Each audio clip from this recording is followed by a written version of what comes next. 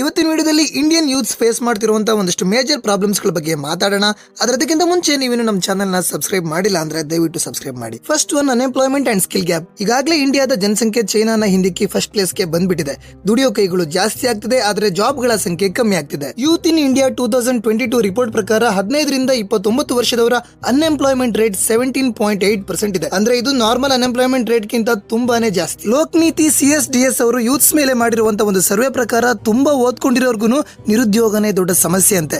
ಅಷ್ಟೇ ಅಲ್ಲ, ಕಾಂಪಿಟೇಷನ್ ಸಿಕ್ಕಾಪಟ್ಟೆ ಜಾಸ್ತಿ ಇದ್ರು ತುಂಬಾ ಜನ ಗೌರ್ಮೆಂಟ್ ಜಾಬ್ಗೋಸ್ಕರನೇ ಟ್ರೈ ಮಾಡಿ ತಮ್ಮ ಇಡೀ ಯೌವನನೇ ಹಾಳು ಮಾಡ್ಕೊಂತಿದಾರಂತೆ. ಮುಂಚೆ ಎಲ್ಲ ಜಾಬ್ಗಳ ಸಂಖ್ಯೆ ಜಾಸ್ತಿ ಇರ್ತಿತ್ತು, ಆದ್ರೆ ಓದ್ಕೊಂಡವರ ಸಂಖ್ಯೆ ತುಂಬಾ ಕಮ್ಮಿ ಇರ್ತಿತ್ತು. ಹಂಗಾಗಿ ಕಮ್ಮಿ ಸ್ಕಿಲ್ಸ್ ಇದ್ರು ಯಾವ್ದೋ ಒಂದು ಒಳ್ಳೆ ಜಾಬ್ ಸಿಕ್ತಿತ್ತು. ಆದ್ರೆ 2000 ಇಸ್ವಿಯ ನಂತರ ಓದ್ಕೊಂಡವರ ಸಂಖ್ಯೆ ಜಾಸ್ತಿ ಆಗ್ತಾ ಹೋಯ್ತು, ಆದ್ರೆ ಜಾಬ್ಗಳ ಸಂಖ್ಯೆ ಕಮ್ಮಿ ಆಗ್ತಾ ಹೋಯ್ತು. ಜಾಬ್ಗೋಸ್ಕರ ಗೌರ್ಮೆಂಟ್ ಸೆಕ್ಟರ್ ಮತ್ತೆ ಪ್ರೈವೇಟ್ ಸೆಕ್ಟರ್ ಎರಡರಲ್ಲೂ ಸಿಕ್ಕಾಪಟ್ಟೆ ಕಾಂಪಿಟೇಷನ್ ಇದೆ. ಒಂದು ಜಾಬ್ಗೋಸ್ಕರ ಸಾವಿರಾರು ಜನ ಅಪ್ಲೈ ಮಾಡ್ತಾರೆ. ಗೌರ್ಮೆಂಟ್ ಜಾಬ್ಗಳ ಸ್ಥಿತಿ ಅಂತೂ ಇನ್ನೂ ದಾರುಣವಾಗಿದೆ. 1000 ಪೋಸ್ಟ್ ಖಾಲಿ ಇದ್ರೆ ಅದಕ್ಕೆ ಅವರೇಜ್ ಆಗಿ 13 ಲಕ್ಷ ಜನ ಕಾಂಪೀಟ್ ಮಾಡ್ತಾರೆ. ಈ ಕಾಂಪಿಟೇಟಿವ್ ಎಕ್ಸಾಮ್ ಪ್ರೋಸೆಸ್ ನಲ್ಲಿ ಸೆಲೆಕ್ಷನ್ ಗಿಂತ ಎಲಿಮಿನೇಷನ್ ಜಾಸ್ತಿ ಇರುತ್ತೆ. ಬಿಗ್ ಬಾಸ್ ನಲ್ಲಿ ಕಂಟೆಸ್ಟೆಂಟ್ ನ ಎಲಿಮಿನೇಟ್ ಮಾಡ್ದಂಗೆ ರೌಂಡ್ ಗೆ ಲಕ್ಷಾಂತರ ಜನರನ್ನ ಎಲಿಮಿನೇಟ್ ಮಾಡ್ತಾರೆ. ಇದರಿಂದ ಅಲ್ಲಿ ತನಕ ಕಷ್ಟಪಟ್ಟು ಓದಿರೋ ಯೂತ್ಸ್ ತುಂಬಾನೇ ಫ್ರಸ್ಟ್ರೇಟ್ ಆಗ್ತಿದ್ದಾರೆ. ಪ್ರೈವೇಟ್ ಜಾಬ್ಸ್ ವಿಷಯದಲ್ಲಿರೋ ಪ್ರಾಬ್ಲಮ್ಸ್ ಅಂತೂ ಎಷ್ಟು ಹೇಳಿದ್ರು ಕಮ್ಮಿನೇ. ಜಾಬ್ಸ್ ಕೇಳ್ಕೊಂಡು ಹೋದ್ರೆ ಎಕ್ಸ್ಪೀರಿಯನ್ಸ್ ಕೇಳ್ತಾರೆ. ಯಾರಾದ್ರೂ ಜಾಬ್ಸ್ ಕೊಟ್ರೇನಲ್ವಾ ಎಕ್ಸ್ಪೀರಿಯನ್ಸ್ ಸಿಗೋದು. ಕಂಪನಿ ಅವ್ರಿಗೆ ನಾವು ಎಷ್ಟು ಓದ್ಕೊಂಡಿದೀವಿ ಅನ್ನೋದು ಮ್ಯಾಟರ್ ಆಗಲ್ಲ, ಎಷ್ಟು ಸ್ಕಿಲ್ಸ್ ನ ಡೆವಲಪ್ ಮಾಡ್ಕೊಂಡಿದೀವಿ ಅನ್ನೋದು ಮಾತ್ರನೇ ಮ್ಯಾಟರ್ ಆಗೋದು. ಇದಕ್ಕಿರೋ ಒಂದೇ ಒಂದು ಬೆಸ್ಟ್ ಸೊಲ್ಯೂಷನ್ ಅಂದ್ರೆ ಯಾವ ಫೀಲ್ಡ್ ಅಲ್ಲಿ ಆದ್ರೂ ಸರಿ ಅದಕ್ಕೆ ಸಂಬಂಧಪಟ್ಟಿರುವಂತ ಸ್ಕಿಲ್ ನ ಡೆವಲಪ್ ಮಾಡ್ಕೋಬೇಕು. ಫ್ರೆಶರ್ಸ್ ಆದ್ರೂ ಸರಿ, ಎಕ್ಸ್ಪೀರಿಯನ್ಸ್ ಇರೋರಿಗೆ ಇರೋ ತರ ಎಕ್ಸ್ಟ್ರಾರ್ಡಿನರಿ ಸ್ಕಿಲ್ಸ್ ಇದ್ರೇನೆ ಒಳ್ಳೆ ಪ್ಯಾಕೇಜಸ್ ಇರೋ ಜಾಬ್ ಸಿಗೋದು. ಸ್ಕಿಲ್ಸ್ ಇಲ್ಲದೆ ಇದ್ರೆ ಯೂತ್ಸ್ ಗೆ ಡಿಗ್ರಿಲಿ 90% ಬಂದ್ರು ಅಥವಾ 35% ಬಂದ್ರು ಏನು ಡಿಫ್ರೆನ್ಸ್ ಆಗಲ್ಲ. ಎಲ್ಲರಿಗೂ ಗುಂಪಲ್ ಗೋವಿಂದ ಅಂತ ಒಂದೇ ಸ್ಯಾಲರಿ ಪ್ಯಾಕೇಜ್ ಕೊಟ್ಟು ಹೈರ್ ಮಾಡ್ಕೋತಾರೆ. ಕಂಪ್ನಿ ಅವರೇನೋ ಕಂಪ್ನಿ ನಮ್ಮೆಲ್ಲರದು, ನಾವೆಲ್ಲ ಫ್ಯಾಮಿಲಿ ಇದ್ದಂಗೆ ಕಷ್ಟಪಟ್ಟು ದುಡ್ದು ಕಂಪ್ನಿನ ಮುಂದಕ್ಕೆ ತಗೊಂಡ್ಬರ್ಬೇಕು ಅಂತಾರೆ. ಆದ್ರೆ ಹಂಗಂತ ಇದನ್ನ ಸೀರಿಯಸ್ ಆಗಿ ತಗೊಂಡು ನೀವೇನಾದ್ರೂ ರೆಸ್ಪಾನ್ಸಿಬಲ್ ಆಗಿ ಕೆಲಸ ಮಾಡಿದ್ರೆ ಎಕ್ಸ್ಪೆಕ್ಟ್ ಮಾಡಿರೋ ತರ ಹೈಕ್ಸ್ ಪ್ರಮೋಷನ್ಸ್ ಏನು ಕೊಡಲ್ಲ. ಯಾಕಂದ್ರೆ ಮಾರ್ಕೆಟ್ ಅಲ್ಲಿ ಟ್ಯಾಲೆಂಟ್ ಗಿಂತ ಬಕೆಟ್ ಗೆ ರೇಟ್ ಜಾಸ್ತಿ ಅಲ್ವಾ. ಇರೋ ಕಂಪ್ನಿ ಏನೋ ಟ್ಯಾಲೆಂಟ್ ನ ಗುರ್ಸಲ್ಲ, ಹಂಗಂತ ಬೇರೆ ಕಂಪ್ನಿಗೆ ಹೋಗೋಣ ಅಂದ್ರೆ ಅಷ್ಟು ಈಸಿಯಾಗಿ ನೀವು ಎಕ್ಸ್ಪೆಕ್ಟ್ ಮಾಡೋ ತರ ಜಾಬ್ ಸಿಗಲ್ಲ. ಹಿಂಗೆ ಹೇಳ್ಕೊಳಕ್ ಆಗದೆ ಇರುವಂತ ಸಮಸ್ಯೆಗಳು ನೂರಾರು ಇರ್ತವೆ ಪ್ರೈವೇಟ್ ಜಾಬ್ ಮಾಡೋರ್ಗೆ. Next problem, depression, stress. ಈ ಜನರೇಷನ್ ಯೂಸ್ ಗೆ ಡಿಪ್ರೆಷನ್ ತುಂಬಾನೇ ಕಾಮನ್ ಆಗ್ಬಿಟ್ಟಿದೆ. ವರ್ಲ್ಡ್ ಹೆಲ್ತ್ ಆರ್ಗನೈಸೇಷನ್ ರಿಪೋರ್ಟ್ ಪ್ರಕಾರ ಪ್ರಪಂಚದ ಒಟ್ಟು ಜನಸಂಖ್ಯೆಯಲ್ಲಿ ಇಂಡಿಯಾದವರೇ ಜಾಸ್ತಿ ಜನ ಡಿಪ್ರೆಷನ್ ಇಂದ ಸಫರ್ ಆಗ್ತಿದಾರಂತೆ. ಈ ಡಿಪ್ರೆಷನ್ ಬರೋದಕ್ಕೆ ಮೇನ್ ರೀಸನ್ ಸ್ಟ್ರೆಸ್ ತುಂಬಾ ಜಾಸ್ತಿ ಆಗ್ತಿರೋದು. ಅಕಾಡೆಮಿಕ್ ಪ್ರೆಷರ್, ಮನೆ, ಆಫೀಸ್ ಅಂತ ತುಂಬಾ ಜನ ಸ್ಟ್ರೆಸ್ ತಡ್ಕೊಳಕ್ ಆಗದೆ ಡಿಪ್ರೆಷನ್ ಗೆ ಗುರಿ ಆಗ್ತಿದ್ದಾರೆ. ಸ್ಟ್ರೆಸ್ ಅಲ್ಲಿರೋರಿಗೆ ಮೇನ್ ಆಗಿ ಹ್ಯೂಮನ್ ಸಪೋರ್ಟ್ ಬೇಕು, ಆದ್ರೆ ನಾವೆಲ್ಲ ಸೋಷಿಯಲ್ ಮೀಡಿಯಾ ಸಪೋರ್ಟ್ ತಗೊಂತಿದೀವಿ. ಇದರಿಂದ ಇನ್ನೂ ಡಿಪ್ರೆಷನ್ ಜಾಸ್ತಿ ಆಗ್ತಾ ಇದೆ. ಈ ಇನ್ಸ್ಟಾಗ್ರಾಮ್, ಯೂಟ್ಯೂಬ್ ಗಳು ನೋವಲ್ ಇರೋರಿಗೆ ಇನ್ನೂ ದುಃಖ ಪಡಿ ಅಂತ ತಗೋ ಈ ಸ್ಯಾಡ್ ಸಾಂಗ್ ಕೇಳು, ಅವ್ರನ್ನ ನೋಡು ಎಷ್ಟು ರಿಚ್ ಆಗಿ ಬದುಕ್ತಿದ್ದಾರೆ.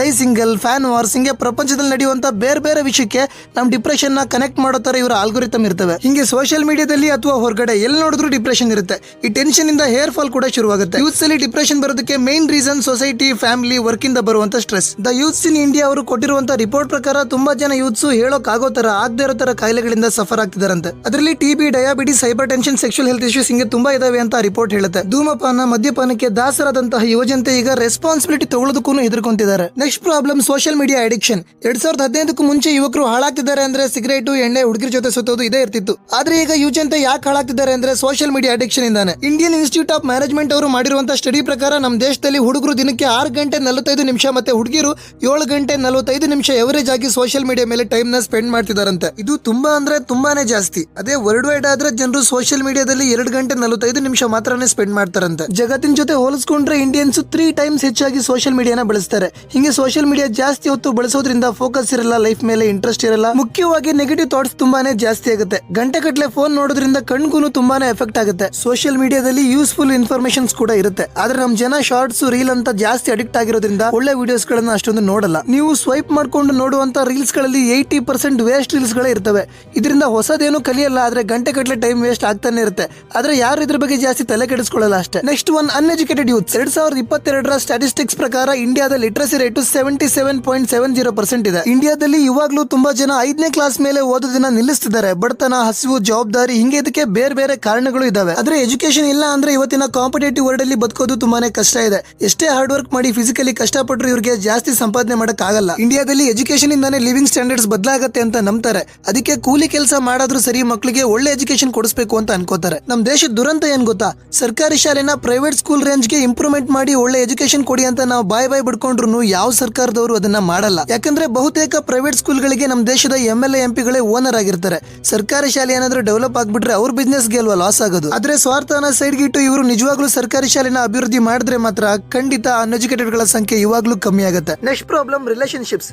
ಜಾಸ್ತಿ ಹೊತ್ತು ಕೆಲಸ ಮಾಡಿ ಫ್ಯಾಮಿಲಿ ಫ್ರೆಂಡ್ಸ್ ಜೊತೆಗೆ ಟೈಮ್ ಸ್ಪೆಂಡ್ ಮಾಡಕ್ ಆಗದೇನೆ ಯೂತ್ಸ್ ಮಾತ್ರ ತುಂಬಾನೇ ಸಫರ್ ಆಗ್ತಿದ್ದಾರೆ. ಡಿವೋರ್ಸ್, ಲವ್ ಫೇಲ್ಯೂರ್, ಬ್ರೇಕಪ್ಸ್ ಗಳು ತುಂಬಾನೇ ಜಾಸ್ತಿ ಆಗ್ತಿದೆ. ಮೆಂಟಲ್ ಹ್ಯಾಪಿನೆಸ್ ಇಲ್ಲದೆ ತುಂಬಾ ಜನ ಡಿಪ್ರೆಷನ್ ಗೆ ಗುರಿ ಆಗ್ತಿದ್ದಾರೆ. ಇವಾಗಂತೂ ಚಿಕ್ಕ ಮಕ್ಕಳ ಕೈಗೇನೆ ಮೊಬೈಲ್ ಬಂದು ನಿಬ್ಬಿ ಲವ್ ಸ್ಟೋರಿಗಳು ಜಾಸ್ತಿ ಆಗ್ತಿದೆ. SLC ಓದೋ ಮಕ್ಕಳುಗಳೇ ಲವ್, ಬ್ರೇಕಪ್ಸ್, ದೇವದಾಸ್ ರೇಂಜ್ ಗೆ ವಾಟ್ಸ್ಆಪ್ ಸ್ಟೇಟಸ್ ಅಂತ ಕರಿಯರ್ ಗಿಂತ ಎಕ್ಸ್ಟ್ರಾ ಕರಿಕ್ಯುಲರ್ ಆಕ್ಟಿವಿಟೀಸ್ ಮೇಲೆ ಜಾಸ್ತಿ ಫೋಕಸ್ ಮಾಡ್ತಿದ್ದಾರೆ. Next problem cyber scams. ತುಂಬಾ ಜನ ಯೂತ್ಸ್ ಸರಿಯಾದ ಉದ್ಯೋಗ ಸಿಗದೆ ನಾನಾ ತರದ ಸ್ಕ್ಯಾಮ್ ಮಾಡ್ಕೊಂಡೇ ಬದುಕ್ತಿದ್ದಾರೆ. ಈಸಿ ಮನಿಗೆ ದಾಸರಾಗ್ತಿದ್ದಾರೆ. ಕಳ್ಳತನ, ದರೋಡೆಗಳು ತುಂಬಾನೇ ಜಾಸ್ತಿ ಆಗ್ಬಿಟ್ಟಿದೆ. ಅದರಲ್ಲೂ ಸೈಬರ್ ಸ್ಕ್ಯಾಮ್ಸ್ ಅಂತೂ ಇನ್ನೂ ಜಾಸ್ತಿ ಆಗ್ತಿದಾವೆ. ಈ ಸ್ಕ್ಯಾಮ್ಸ್ ಮಾಡೋರಲ್ಲಿ ಜಾಸ್ತಿ ಜನ ಯೂತ್ಸೇ ಇರೋದು. ಇದರಲ್ಲಿ ಓದ್ಕೊಂಡವರು ಇರ್ತಾರೆ, ಓದದೇ ಇರೋರು ಇರ್ತಾರೆ. ಅವರವರ ಸ್ಕಿಲ್ಸ್, ಟ್ಯಾಲೆಂಟ್ ಮೇಲೆ ಅವರವ್ರು ಮಾಡೋ ಸ್ಕ್ಯಾಮ್ಸ್ ಗಳು ಇರ್ತವೆ. Drugs mafia, loan app, piracy, movie printing, ಇಂಡಿಯಾದಲ್ಲೇ ಕೂತು ಬೇರೆ ದೇಶದವ್ರನ್ನ ಮೋಸ ಮಾಡೋ ರೇಂಜ್ ಇವರು ಬೆಳೆದ್ಬಿಟ್ಟಿದ್ದಾರೆ. ನಮ್ಮ ದೇಶದಲ್ಲಿ ಸೈಬರ್ ಕ್ರೈಮ್ ಡಿಪಾರ್ಟ್ಮೆಂಟ್ ಅಂತೂ ಸ್ವಲ್ಪನೂ ಸ್ಟ್ರಾಂಗ್ ಇಲ್ಲ. 90% ಕೇಸ್ಗಳಲ್ಲಿ ಇವರು ಕಳ್ಳರನ್ನ ಹಿಡಿಯೋದು ಹೋಗ್ಲಿ, ಎನ್ಕ್ವೈರಿ ಕೂಡ ಮಾಡಲ್ಲ ಅನ್ಸುತ್ತೆ. ವ್ಯವಸ್ಥೆನೇ ಹಿಂಗಾಗ್ಬಿಟ್ರೆ ನಾವು ದೂರೋದು ಯಾರನ್ನ? ಜಾಸ್ತಿ ಮಾತಾಡಿದ್ರೆ ಇವ್ರು ನನ್ನ ಮೇಲೆ ಕೇಸ್ ಹಾಕ್ಬಿಡ್ಬೋದು. ಇವ್ರಿಗೆ ಕಳ್ಳರನ್ನ ಹಿಡಿಯಕ್ಕೆ ಯೋಗ್ಯತೆ ಇಲ್ಲ ಅಂದ್ರೆ ಇವೆಲ್ಲ ಚೆನ್ನಾಗೇ ಮಾಡ್ತಾರೆ. ಇಲ್ಲಿ ಇನ್ನೊಂದು ದುರಂತ ಏನಪ್ಪಾ ಅಂದ್ರೆ ಸೈಬರ್ ಕ್ರೈಮ್ ಗಳಲ್ಲಿ ಓದ್ದೇ ಇರೋರ್ಗಿಂತ ಓದ್ಕೊಂಡಿರೋರೇ ಜಾಸ್ತಿ ಮೋಸ ಹೋಗ್ತಿದ್ದಾರೆ. ಈ OTP scam, credit card scam, investment scam, work from home scam, ಹಿಂಗೆ ಜಾಸ್ತಿ ಸ್ಕ್ಯಾಮ್ ಗಳೆಲ್ಲ ಓದ್ಕೊಂಡಿರೋರ್ನ, ಹೌಸ್ ವೈಫ್ ಗಳನ್ನ ಟಾರ್ಗೆಟ್ ಮಾಡ್ಕೊಂಡೇ ಮಾಡ್ತಿರೋದು. Next one bad habits. ಇವಾಗೆಲ್ಲ ಸ್ಕೂಲ್ಗೆ ಹೋಗೋ ಮಕ್ಕಳು ಕೂಡ ಡ್ರಗ್ಸ್ ತಗೊಂತಿದ್ದಾರೆ. ಸೌತ್ ಇಂಡಿಯಾದಲ್ಲಿ ಸ್ವಲ್ಪ ಕಮ್ಮಿ ಇರಬಹುದು, ಆದ್ರೆ ನಾರ್ತ್ ಸೈಡ್ ನಲ್ಲಿ ಮಣಿಪುರ್, ಪಂಜಾಬ್ ನಂತಹ ರಾಜ್ಯಗಳಲ್ಲಿ ಡ್ರಗ್ಸ್ ಇಂದ ತುಂಬಾ ಜನ ಯುವಜನತೆ ಸಾಯ್ತಿದ್ದಾರೆ. ಡ್ರಗ್ ಮಾಫಿಯಾಗಳು ಹೊರದೇಶದಿಂದ ಇಲ್ಲೀಗಲ್ ಆಗಿ ಡ್ರಗ್ಸ್ ನ ಇಂಪೋರ್ಟ್ ಮಾಡ್ಕೊಂಡು ಯುವಜನತೆಯ ಜೀವನ ಜೊತೆ ಚೆಲ್ಲಾಟ ಆಡ್ತಿದಾವೆ. ಬರೀ ಡ್ರಗ್ಸ್ ಮಾತ್ರ ಅಲ್ಲ, ಸಿಗರೇಟ್, ಆಲ್ಕೋಹಾಲ್ ಅಂತ ಹಿಂಗೆ ಎಲ್ಲಾ ತರದ ದುರಭ್ಯಾಸಕ್ಕೂ ಯುವಜನತೆ ಬೇಗನೆ ದಾಸರಾಗ್ತಿದ್ದಾರೆ. ಒಂದ್ಸಲ ಇದಕ್ಕೆಲ್ಲ ಸಿಕ್ಕಾಕೊಂಡ್ರೆ ಹೊರಗಡೆ ಬರೋದು ತುಂಬಾನೇ ಕಷ್ಟ. ಹಿಂಗೆ ಹೇಳ್ತಾ ಹೋದ್ರೆ ಇನ್ನು ತುಂಬಾ ಪ್ರಾಬ್ಲಮ್ಸ್ ಗಳಿದಾವೆ. ಆದ್ರೆ ನಾನು ಆಲ್ಮೋಸ್ಟ್ ಮೇಜರ್ ಪ್ರಾಬ್ಲಮ್ಸ್ ಗಳನ್ನೆಲ್ಲ ಆಲ್ರೆಡಿ ಕವರ್ ಮಾಡಿದೀನಿ ಅಂತ ಅನ್ಕೋತೀನಿ. ಇದನ್ ಬಿಟ್ಟು ಬೇರೆ ಏನಾದ್ರೂ ಇದ್ರೆ ದಯವಿಟ್ಟು ಕಾಮೆಂಟ್ ಅಲ್ಲಿ ಹೇಳಿ. ಇದಾಗಿತ್ತು ಇವತ್ತಿನ ವಿಡಿಯೋ. ಮುಂದಿನ ವಿಡಿಯೋದಲ್ಲಿ ಮತ್ತೆ ಸಿಗೋಣ.